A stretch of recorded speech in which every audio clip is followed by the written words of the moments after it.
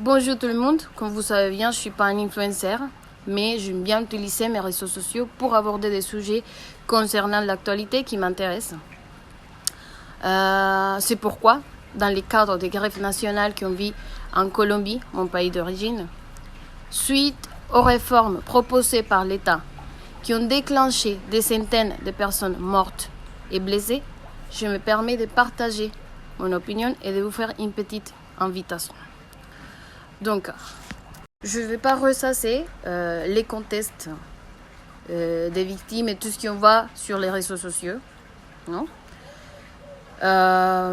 Pour moi, il faut tout d'abord considérer qu'il y a une radicalisation des courants politiques en Colombie, quitte à méconnaître les sujets principaux. Et quel est le sujet principal? La tuerie, les massacres à cause de l'État. Ça, c'est le sujet principal. Ici, on ne parle plus de la droite, on ne parle plus de la gauche, on ne parle plus des dirigeants qui représentent ces courants-là. On parle du droit à la vie. Étant donné que la Colombie, c'est une république avec une constitution qui déclare qu'on a les droits à la vie et qu'on a les droits à la libre expression, on ne peut pas se permettre de rester dans l'impunité alors qu'il y a l'État qui est en train d'assassiner les gens. Ça, c'est le problème, en fait. Donc, et à mon avis, c'est ça la première chose qu'on doit comprendre. Il y a ceux qui argumentent et qui disent « Mais ce n'était pas le moment de se manifester. Ce n'était pas le moment de sortir dans les rues. » Mais à mon avis, ça c'est encore une autre chose. Ça c'est encore un autre sujet. Je ne vais pas en parler. Mais ce n'était pas non plus le moment pour la mise en place de nouvelles réformes. Alors que tous les pays du monde, même les pays les plus puissants du monde, ont été touchés par la pandémie du Covid-19. Donc par conséquent, ce n'était pas le moment de proposer, de mettre en place de nouvelles réformes. On ne peut pas utiliser ça comme un argument pour justifier les massacres des citoyens. Dans un 12e instant, à mes yeux, c'est indispensable qu'on prenne parti. Vous ne pouvez pas rester des marbres alors que les citoyens meurent à cause de l'État.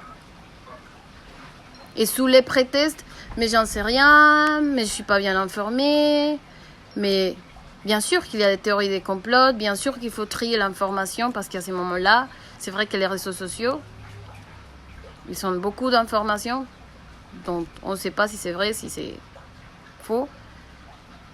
Mais c'est la voix de toute une population qui dit ils sont en train de nous tuer. J'ai reçu des vidéos de mes amis, j'ai parlé avec ma famille. Et en fait, ils ont peur, ils craignent. Donc, il faut prendre parti. On ne peut pas rester au milieu avec une situation comme ça. Parce que la vie, c'est la chose la plus importante. C'est ça ce qui nous intéresse.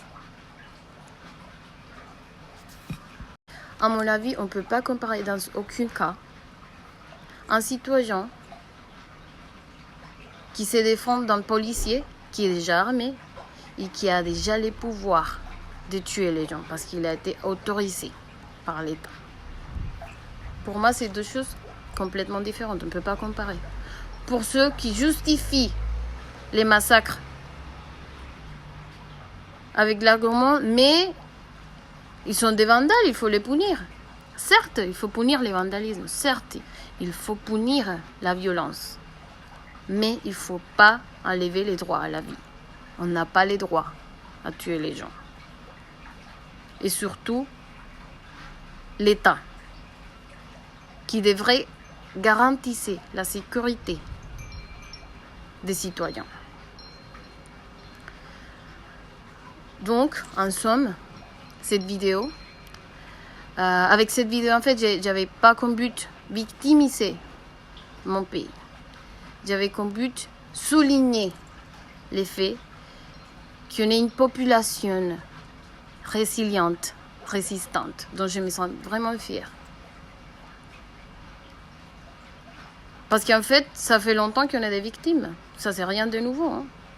Il ne faut pas continuer à les dire, ça ne sert à rien de les dire. Par contre, aujourd'hui, on a bien remarqué que ça sert à dénoncer l'État. Ce qu'on peut faire, c'est dénoncer l'État qui aujourd'hui tue les gens et qui reste dans l'impunité. Donc, on a besoin du soutien international et de l'aide internationale pour résister. C'est ça. Pour continuer à lutter. On ne demande pas de l'aide économique, on ne demande pas, à mon avis, c'est pas ça la priorité. On ne demande pas financer encore plus de violence, plus de guerre, c'est pas ça. On a besoin du soutien international pour agir, pour attirer l'attention du gouvernement de la Colombie et pour arrêter de tuer nos citoyens. On ne lâchera pas, on ne cédera pas, on continuera avec les poings levés. Tant que les gouvernements ne se prononcent pas, tant que les gouvernements n'arrêtent pas de tuer les citoyens. Je vais profiter aussi pour remercier à tous mes amis en Colombie, à toutes les personnes qui protestent, qui tiennent les poings levés et qui luttent pour les droits dont je pourrai m'en servir les jours que je rentrerai en Colombie.